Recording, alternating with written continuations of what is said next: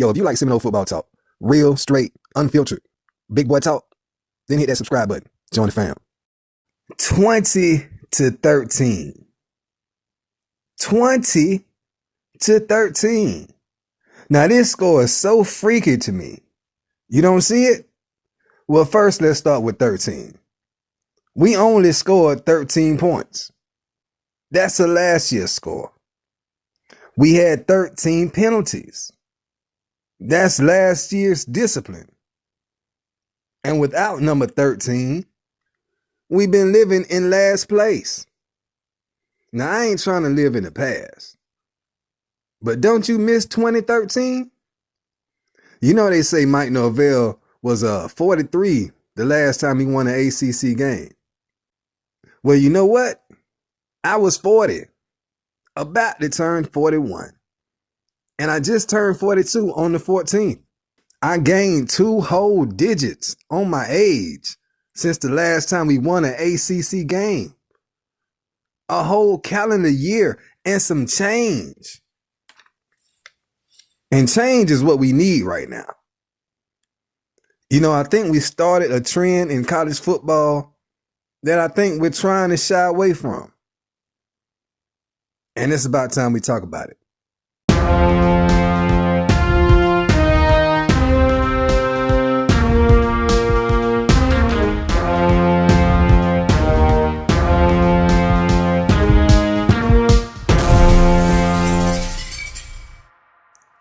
Welcome back to the Tomahawk Trail, where we chop it up about Florida State football. Real talk, straight talk, unfiltered. I am your host, 1DB, The Movement. And we gonna get into it, man. We ain't gonna waste no time. Let's talk about the latest updates with the good, the bad, and the choppy. The good. Remember when we started out the season 3-0?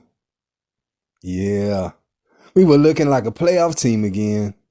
Vibes were so high, boosters were busting out the checkbooks and giving handshakes to recruits. People was bottle popping, fans rushing the field. It was awesome. Great times, right? The offense was looking unstoppable.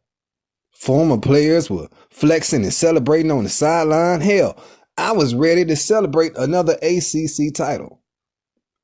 Even ESPN was saying Florida State was back. And right then, we should have known. The bad. Then came the bad. Bad conference play. Bad game planning. By the look of the results, there had to be a lot of bad practicing too.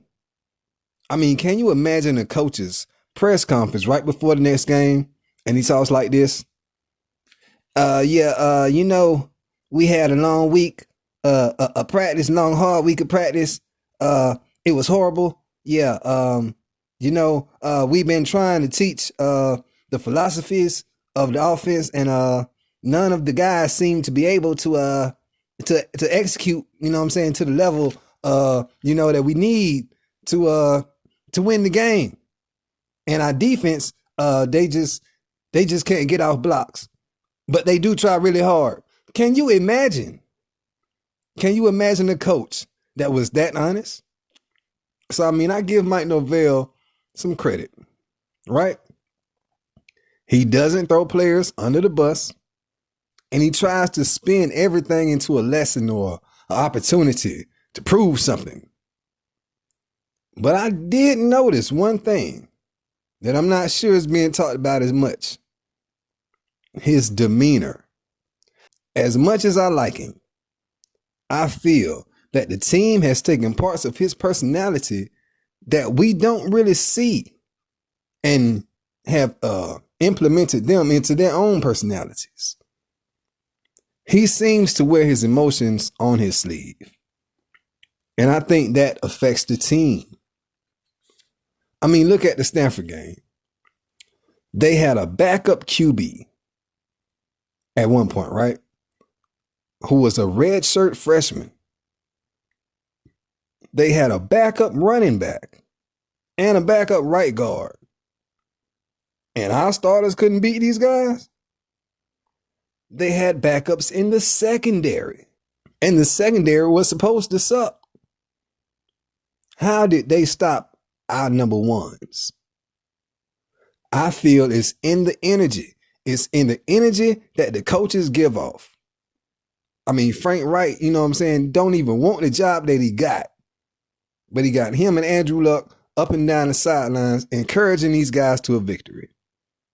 While we got Mike Norvell making all these damn faces, looking paranoid and shit. The Choppy. So recent reports show that FSU will not fire Mike Norvell mid-season. Unlike other universities that have pulled the trigger, at least pulled the trigger already, FSU is bucking the trend that I believe we started. And I believe we started this trend back when we fired Willie Taggart. Now, I understand coaches been getting let go before, but Taggart was right after the Miami game and we still had a decent amount of games left. Now, the coaching carousel can get rolling and rotating as early as week 2.